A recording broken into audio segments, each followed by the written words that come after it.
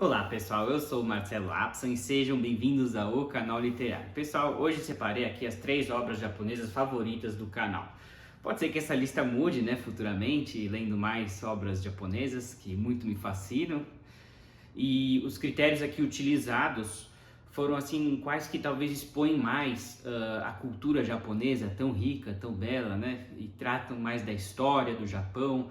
E também, obviamente, né, isso aqui é literatura, eu sempre falo, não é tratado de história e geografia, o enredo tem que ser também top.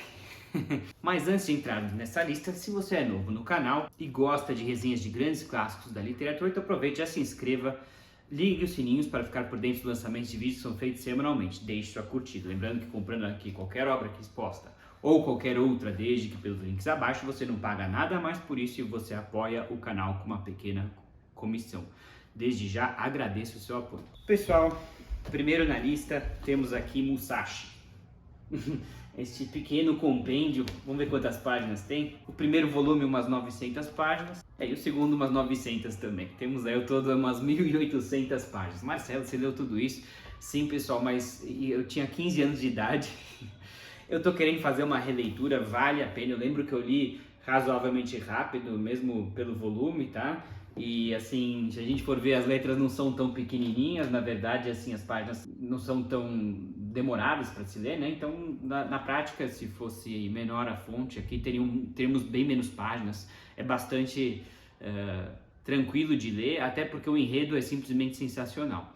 E hoje tem uma nova versão, se eu não me engano, em 3 volumes, tá? Pessoal, eu não conferi, quem sabe um dia eu compre aí, vamos ver. Mas eu gostaria muito de reler essa obra. Por que eu escolhi ela como número 1? Vamos entrar um pouquinho nela, né, e entender melhor.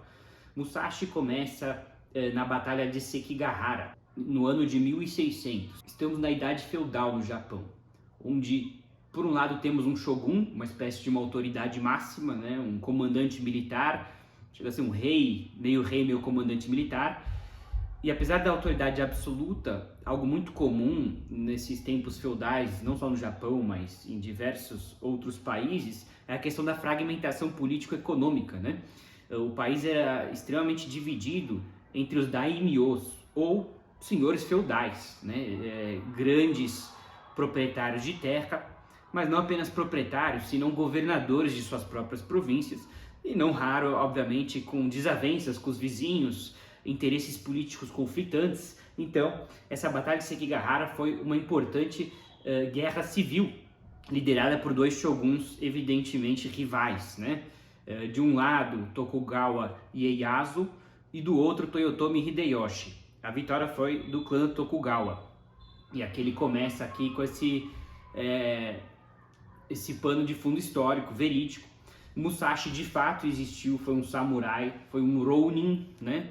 Aqui muitas palavras aqui em japonês, mas Ronin é basicamente um samurai errante, porque em todo esse sistema feudal era muito comum o samurai estar ligado a uma casa feudal, um senhor feudal. Afinal, ele queria ter uma carreira, né? O Ronin, ele está sujeito aí às forças da natureza, à economia, ele não tem nenhuma estabilidade, né? Já um samurai que se filia a uma casa de um senhor feudal, de um daimyo, ele tem um sustento garantido, e na verdade o samurai ele era uma classe intermediária, acima do mercador, certamente acima do meeiro, por exemplo, mais abaixo, obviamente, do daimyo. De todo modo, era um contato que o samurai tinha com a nobreza, né? Ele fazia o trabalho de segurança, lutava as guerras do senhor feudal, mas ele tinha um certo acesso na casa, ele participava às vezes de um jantar, ele podia, no caso, o Musashi praticava muito a caligrafia, a arte, ele podia ler livros, se aculturar. Então era uma classe, não talvez de nobreza, mas uma ponte entre a nobreza e alguém que não veio dessa classe. Vamos lembrar que essas castas, né, eram muito fixas, né, naquela época feudal, né? Aquele que nasceu fazendeiro era fazendeiro para sempre, né? Assim, fazendeiro, tô falando uma espécie de meeiro, né? Ninguém tinha terra, só os grandes ricos. Os artesãos eram artesãos, não tinha nenhuma mobilidade social. O samurai era alguma maneira aí de ascensão social, né? Não era apenas um meio de violência, assim, né? Ou de exercer sua violência, o instinto humano para esse tipo de coisa, mas senão também um meio de ascensão social, por que não? Agora, a história interessante de Musashi é que ele não nasceu Musashi, ele nasceu Takezo. Ele era uma espécie de um rebelde, de um espadachim, obviamente. Ele lutou nessa batalha de Sekigahara, aqui estou falando da primeira página, literalmente. Ele no meio da batalha com seu amigo Matahashi. E a questão é que ele nunca foi muito bem quisto no seu vilarejo, né? Ele era sempre o ostracizado, aquele que sempre causava algum tipo de bagunça, um arruaceiro, né? Ninguém gostava dele e ele não gostava, acho que, de ninguém ali.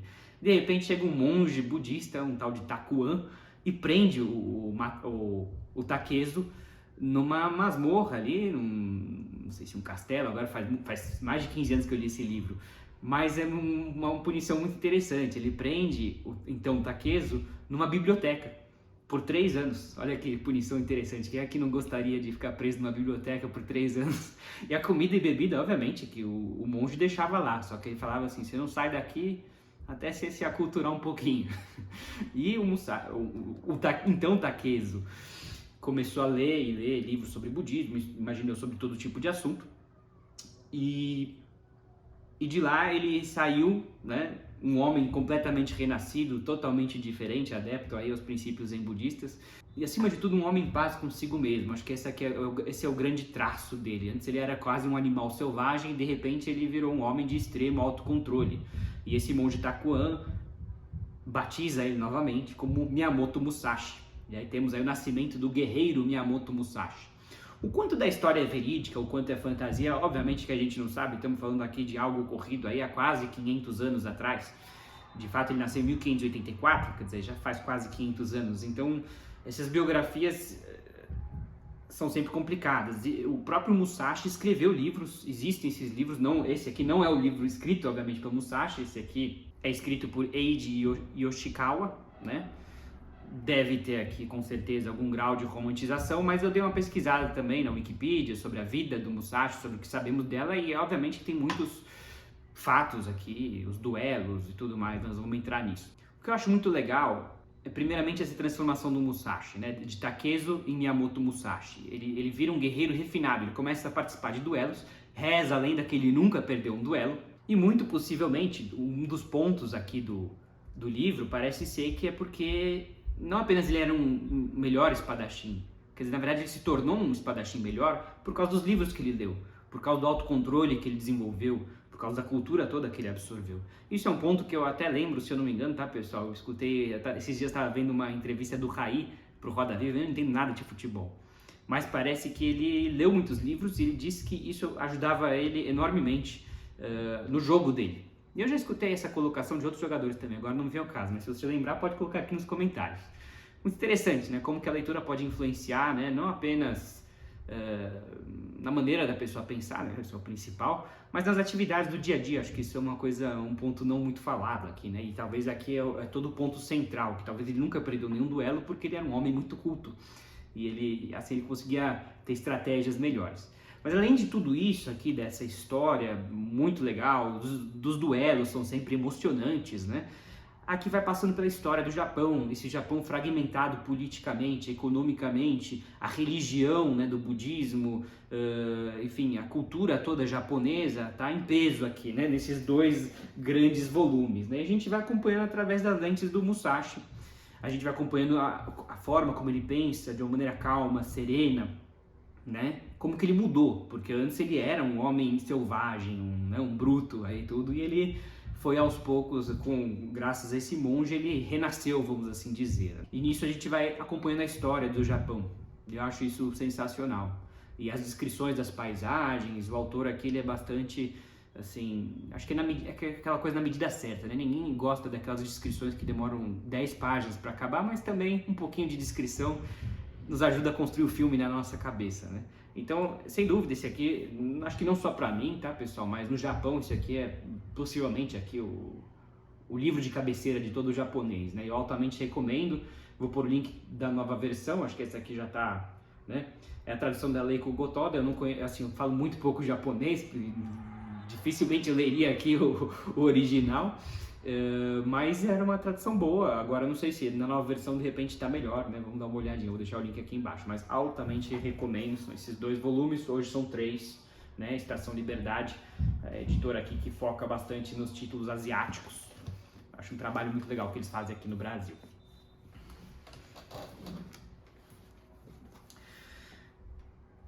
Saindo aqui do campo belicoso, aí, do militarismo, temos aqui Junichiro Tanizaki, As Irmãs Makioka. Esse aqui é sensacional, tá, pessoal? Esse aqui foi, acho que, a segunda resenha que eu fiz nesse canal aqui. Talvez pouca gente viu, porque faz muito tempo que eu já fiz, assim, né? Mas esse aqui é sensacional, tá, pessoal? Também linda edição aqui da Estação Liberdade, também de novo a tradução da Leiko Gotola e outras tradutoras aqui conhecidas. E aqui a gente está numa época muito posterior, né? Aqui a gente está no meio da Segunda Guerra Mundial, mas apesar disso, que né, ali nós estávamos falando no Sacha ano 1600, né? Aqui nós estamos no ano 1930 e alguma coisa. O Japão mudou, obviamente, mas não muito. Ele ainda está muito arraigado nas suas tradições culturais. Aqui ele vai tratar muito da cultura japonesa, dos valores, dos costumes, né? Daquelas famílias tradicionais, né? Que as mulheres usam kimono. E aqui, particularmente, ele vai tratar muito da família Makioka, né? Já entrando aqui, né? Uma família órfã, vamos dizer assim, né? O pai e a mãe da família já morreram. E nesse caso, quem assume o trono, digamos, da família, que vai cuidar das finanças, das propriedades, é o genro mais velho. Então aqui são 4 irmãs, as irmãs Makioka. A mais velha chama Tsuruko. E o marido, né, agora o chefe da família Makioka, chama Tetsuo. Ele é um grande gerente de banco, mas ele também administra toda a situação da família. E eles têm uma casa principal. A casa que fica em Tóquio, que antes ficava, acho que perto de Osaka ou Kyoto. Agora eu me perdi, gente, na geografia japonesa. Mas são 2 casas. A principal, né, da irmã mais velha, acaba se mudando para Tóquio. Estou falando aqui logo no começo. E a secundária, ou seja, das irmãs mais novas, que aí temos Sachiko, temos Yukiko, Taeko. E a Sachiko ela é casada com um tal de Tenosuke. São muitos nomes aqui, mas você acaba memorizando todos eles. E as outras 2 irmãs não são casadas. Todo o tema do livro é o casamento da Yukiko, que a Yukiko já deveria casar, né? Já está com 27 ou 30 anos, ela está um pouco demorando, né? E aí é curioso que naquela época o Japão tinha esse sistema muito parecido com o judaico ortodoxo, que no judaico ortodoxo a gente chama de Shidduch, que é um sistema onde os pretendentes se encontram, conversam o quanto quiserem, quantos encontros quiserem, mas tipicamente aí em torno de 1 até 10 encontros, mais ou menos, pode ser mais, pode ser menos, mas e nisso resolvem casar, sem nenhum contato físico antes disso.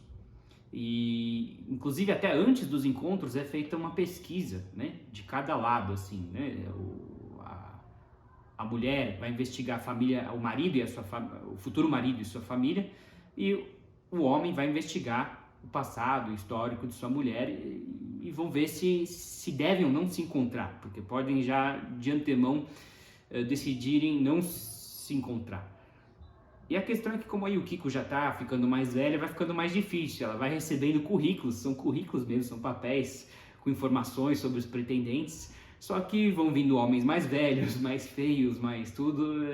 A questão é que talvez ela acabou ficando um pouco para trás, então ela tem que aceitar pretendentes supostamente inferiores. Não cabe aqui o meu juízo, o que é melhor, o que é pior. A questão é que ela está numa situação complicada. E talvez porque ela tem essa personalidade mais introvertida, ela é uma mulher mais difícil. Alguns até, eu já vi outras resenhas de booktubers, caracterizam ela como antipática. De fato, ela pode passar essa impressão. Mas eu diria que isso vem de um outro aspecto dela, uma espécie de um orgulho japonês, né, de suas tradições, de querer. Ela é a mais tradicional de todas, que é sempre usar kimono, enquanto as outras às vezes vão usar um vestido. Ela valoriza muito as tradições japonesas e talvez parte disso é uma espécie de um recato excessivo ali, não sei. O fato é que ela parece um pouco snob e isso realmente acaba afastando pretendentes, mas falando assim parece uma coisa meio maçante, mas tem muitas reviravoltas, especialmente porque a irmã Taeko, a mais nova, ela já é meio contra todo esse status quo, quer ser mais moderna, né? Então tem muitos conflitos internos na família. Você tem as 2 casas, a casa principal em Tóquio, a outra casa que agora em Osaka, é perto de Osaka, gente, eu me perco na geografia, mas existe um conflito político entre as casas, a central quer sempre mandar, mas as irmãs gostam mais da Satiko, que é da secundária, porque elas moram lá. Então toda hora tendo essa questão assim, o que dizem os costumes japoneses, né? E as emoções, né? Assim, o que as irmãs realmente querem. Tem um conflito aí cultural, né? Assim, até porque durante a Segunda Guerra teve não apenas a guerra, mas uma influência ocidental muito forte, o cinema ocidental chegando no Japão. Então aqui vocês vão poder acompanhar, além de um enredo muito interessante, elementos culturais fascinantes, esse choque cultural entre a cultura ocidental, né, a globalização, entre aspas, chegando, e o Japão tradicional, né, o choque cultural. Eu acho que esse é o grande tema aqui. E apesar de um livro grande, uma espécie de um calhamaço, eu li isso aqui muito rápido, eu adorei, eu achei assim interessantíssimo, tá? Acho que, de novo, né, os teatros kabuki vai mostrar muito o Japão mesmo que a gente gosta de ver, né, a cultura japonesa. Tudo em meio a um enredo bastante interessante, tá, pessoal? Obviamente que não é aqui um thriller, né? Você não vai ver cenas ali chocantes, assassinatos, essas coisas, né? Mas você vai ver, ele vai trazer aqui desastres naturais que de fato ocorreram, tem cenas também bastante emocionantes, tá, pessoal? Mas eu acho que o todo é legal entender essa dinâmica, como é que funcionavam essas famílias tradicionais e o Japão nessa fronteira entre os dois mundos, o mundo antigo e o mundo novo, né? Eu adorei, altamente recomendo. Tem resenha aqui no canal, vou deixar aqui o link quem quiser ver a resenha completa. E, finalmente temos aqui também O País das Neves, do Yasunari Kawabata. Também grande autor japonês, consagrado, prêmio Nobel de literatura. Infelizmente, talvez como esses grandes gênios tinham suas perturbações, tirou sua própria vida, foi assim que ele faleceu. E aqui eu acho que também, assim, eu fiz duas resenhas aqui do Kawabata já no canal. Um é A Casa das Belas Adormecidas, que eu adorei também, tá? Eu altamente recomendo. Vou também deixar o link aqui embaixo, quem quiser ver. E eu fiz desse aqui do País das Neves. E nessa mesma resenha eu até disse que eu gostei mais do A Casa das Belas Adormecidas.